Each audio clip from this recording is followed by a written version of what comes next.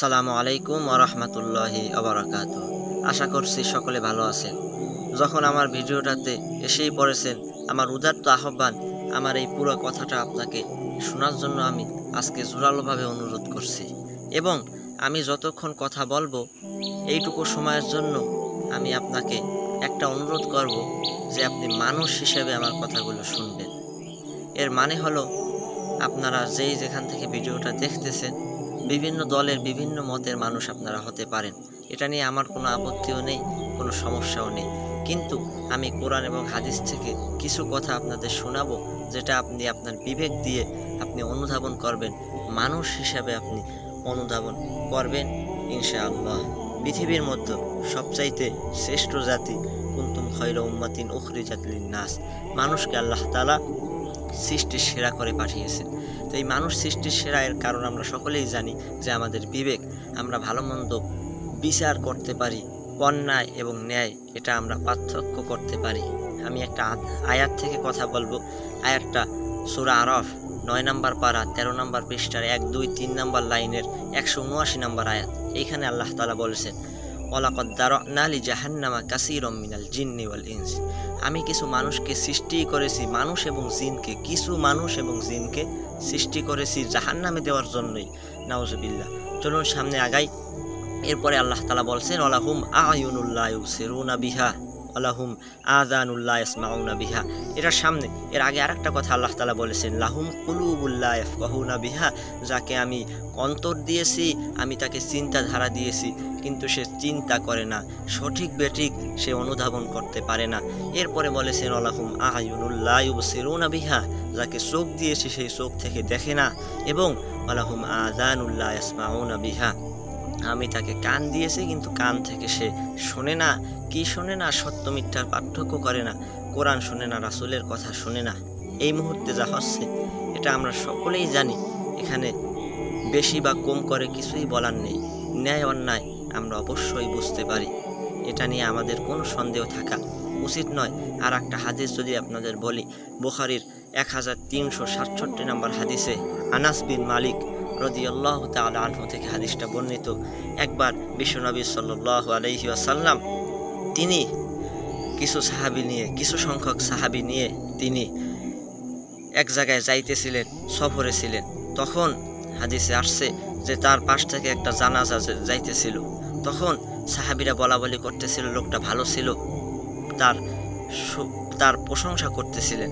তখন রাসূল সাল্লাল্লাহু আলাইহি ওয়াসাল্লাম বললেন, ওয়াজিব হয়ে গেল। এর কিছুক্ষণ পরেই আরেকটি জানাজা যাইতেছিল, আরেকটি লাশ যাইতেছিল। তখন সাহাবীরা তার নিন্দাসূচক বাক্য ব্যবহার করলো যে তিনি ভালো ছিলেন না, বা এই জাতীয় কিছু তারা বলল। তখন রাসূল সাল্লাল্লাহু আলাইহি ওয়াসাল্লাম বললেন, ওয়াজিব হয়ে গেল। এবারে রাসূল সাল্লাল্লাহু আলাইহি ওয়াসাল্লামকে ওমর ইবনুল খাত্তাব রাদিয়াল্লাহু তাআলা আনহু তিনি প্রশ্ন করলেন, ইয়া রাসূলুল্লাহ, আপনি কিসের কথা বলছেন? কি ওয়াজিব হয়ে গেল? তখন তিনি বললেন যে একজনের জন্য জান্নাত এবং একজনের জন্য জাহান্নাম ওয়াজিব হয়ে গেল। এর মানে তোমরা যখন তার প্রশংসা করছিলে, এই কারণে তার জন্য প্রথম লোকের জন্য জান্নাত ওয়াজিব হয়ে গেল, এবং যখন দ্বিতীয় ব্যক্তির জন্য তোমরা নিন্দাসূচক প্রশংসা করছিলে, তখন তার জন্য জাহান্নাম ওয়াজিব হয়ে গেল। কথাগুলো আমার নয়, বুখারী শরীফের ভিতরের হাদিস, রাসূল সাল্লাল্লাহু আলাইহি ওয়াসাল্লামের মুখের বাণী। এখান থেকে আমি বলতে চাই যে আপনি যেই হন না কেন, যেই দলেরই হন, যেখানেরই হন, আমার কোনো আফসোস নেই, আপত্তিও নেই। কিন্তু আমার অনুরোধ যে এমন কিছু আপনি করবেন না যার কারণে আপনি মারা গেলে মানুষ আলহামদুলিল্লাহ বলে বা নিন্দাসূচক বাক্য বলে, তাহলে কিন্তু জাহান্নাম ওয়াজিব হয়ে যাবে। তাই এটা থেকে আপনি মানুষ হিসাবে বিরত থাকেন। এমন কিছু, এমন চাকরি বা এমন কোনো কিছু যদি আপনি করেন যেই সময় আপনি মারা গেলে মানুষ খুশিতে আলহামদুলিল্লাহ করে, এমন চাকরি বা এমন কিছু করার চাইতে পানের দোকানদারি করে খান, সেটাও অনেক অনেক গুণ ভালো। মানুষ হিসাবে আপনি ভালো মন্দ বোঝেন। নিরাপরাধ মানুষের বুকে গুলি চালাইতে যদি আপনার হাতে না বাঁধে, মানুষকে অত্যাচার করতে নিরাপরাধ মানুষ, ছোট্ট ছোট্ট বাচ্চাদের এই মুহূর্তে যে গুলি করে মারতেছেন, আপনার সন্তানকে যদি কেউ গুলি করে মেরে ফেলে, তখন আপনার অবস্থা কি হবে? আপনি নিজে মানুষ হিসাবে আপনি মানুষ হিসাবে আগে পরিচয় নিন, মানুষ হিসাবে বাঁচতে শিখুন। যেখান থেকে আসেন, মানুষের বদদোয়া নেবেন না।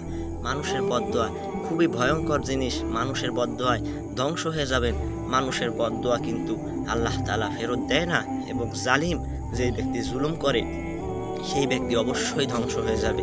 তাই আপনার জায়গা থেকে আপনি নিজেকে আগে জিজ্ঞাসা করুন যে আমি কি মানুষ আছি না অমানুষ হয়ে গেছি। আমার কাজের জন্য আমি মারা গেলে মানুষ কি দোয়া করবে নাকি বদদোয়া করবে, এটা আপনার কাছে আমার বলা। যেই হন আপনি, যেই মতের হন, যেই দলের হন, আমি কোরআন এবং হাদিস থেকে আপনাকে কিছু কথা বললাম। ডিসক্রিপশন বক্সে আমি এই দলিল সহ দিয়ে দিচ্ছি, আপনি মিলিয়ে নিন। আমার এই কথাগুলোও যদি কারো গায়ে বেঁধে যায় বা আপনার বিরুদ্ধে যায়, তাহলে মনে করবেন যে আমি না, স্বয়ং আল্লাহ এবং আল্লাহ তাআলার রসুলের কথার সাথে আপনি বিরোধী হয়ে যাচ্ছেন। কারণ আমি নিজ থেকে কিছুই বলিনি, আমি আল্লাহ তাআলার কোরআন এবং তার রাসূল থেকে এই কথাগুলো বললাম। যদি আপনার কপালে হেদায়েত থাকে তাহলে আপনি অবশ্যই বিচার বিবেচনা করবেন। অবশ্যই আপনার এমন কিছু করা উচিত নয় যাতে দেশ, জাতি এবং মানুষ আপনার বদদোয়া করবে, আপনি মারা গেলে আলহামদুলিল্লাহ পড়বে, বা আপনাকে মানুষ পছন্দ করবে না। পরিশেষে বলি, কাজী নজরুল ইসলাম আমাদের জাতীয় কবি বলেছিলেন, এমন জীবন তুমি করিও গঠন, মরিলে হাসিবে তুমি কাঁদিবে ভুবন। আপনি মারা গেলে মানুষ আপনার জন্য দোয়া করবে, কাঁদবে যে মানুষটা ভালো ছিল, আপনি জান্নাতে হাসিবেন। এবং এমন জীবন তুমি করিও না গঠন, মরিলে কাঁদিবে তুমি হাসিবে ভুবন। মারা গেছে আলহামদুলিল্লাহ, খুব ভালো হয়েছে, ঠাডা করে মরছে, ভালো হয়েছে, ও কপালে জুতার বাড়ি দেওয়ার দরকার ছিল, এইরকম মানুষ যদি বলে যে ভালো হয়েছে মারা গেছে, সারা দুনিয়া হাসবে, কিন্তু আপনি কবরে যেয়ে কান্না করবেন। এমন জীবন যেন আমাদের না হয়, আমার সহ আপনাদের না হয়। এইটুকু উদাত্ত আহ্বান আমি ছোট মানুষ হিসাবে আপনাদের কাছে জানাচ্ছি। এবং আপনি আপনার জায়গা থেকে বিবেচনা করুন, নিরাপদ মানুষকে যদি আপনি গুলি চালান বা নিরাপদ মানুষকে আপনি হত্যা করেন, শুধু এই বিচার কিন্তু আল্লাহ তাআলার কাছে দিতে হবে। হাদিস শরীফে আসছে, যদি কোনো নিরাপদ একটা মানুষকে কেউ হত্যা করে, তাহলে সে যেন পৃথিবীর সমস্ত মানুষকেই হত্যা করলো। এটাও বিশ্বনবীর মুখের বাণী, হাদিস শরীফ থেকে বলছি। তো এই জন্য আপনাকে আমি উদাত্ত আহ্বান জানাবো, যদি অন্যায় কিছু করে থাকেন আপনি, তাহলে এক্ষুনি আপনার এটা বন্ধ করা উচিত। অন্যায় থেকে আমাদের সকলের বিরত থাকা উচিত, যেন আল্লাহ তাআলার গজব এবং মানুষের লানত আমাদের উপর না আসে। আশা করছি কথাগুলো বুঝতে পেরেছেন। আমি কাউকে আঘাত করে, কাউকে কষ্ট দিয়ে এই কথাগুলো বলতে চাইনি, তা আপনারা আশা করি বুঝতে পেরেছেন। তাই ব্যক্তিগত ক্ষোভ হিসাবে আমার কথাগুলো দেখবেন না, মানুষ হিসাবে আল্লাহ তাআলার বান্দা এবং রাসূল সাল্লাল্লাহু আলাইহি ওয়াসাল্লামের উম্মত হিসাবে দেখার জন্য উদাত্ত আহ্বান জানাচ্ছি। যদি ভালো মনে করেন ভিডিওটা শেয়ার করে দিবেন এবং সকলে ভালো থাকবেন, মানুষ হিসেবে বাঁচবেন, মৃত্যুর পরে যেন এমন বদদোয়া নিয়ে কবরে যেতে না হয়। সকলে ভালো থাকবেন, সুস্থ থাকবেন, সুন্দর থাকবেন, ইসলামের পথে থাকবেন, আল্লাহ তাআলার পথে থাকবেন, তার রাসূলের পথে থাকবেন। জীবন আমাদের সুন্দর হোক। আসসালামু আলাইকুম ওয়া রাহমাতুল্লাহি ওয়া বারাকাতুহু।